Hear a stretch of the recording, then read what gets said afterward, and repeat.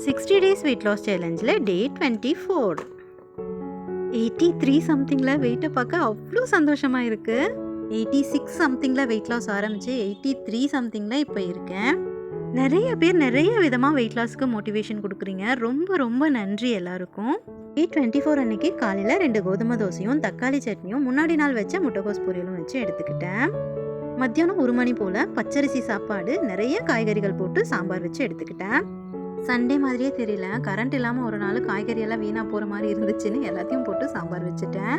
முன்னாடி நாள் வச்சுருந்த வெண்டைக்காய் புளிக்குழம்பு கொஞ்சம் பாக்கி இருந்துச்சு, அதையும் கொஞ்சமாக வச்சு எடுத்துக்கிட்டேன். வீட்டில் வாழைக்காய் எடுத்திருந்தோம், அதில் வாழைத்தண்டு இருந்துச்சு. அதனால ஈவினிங் போல் வாழைத்தண்டு பொரியல் செஞ்சு எடுத்துக்கிட்டேன்.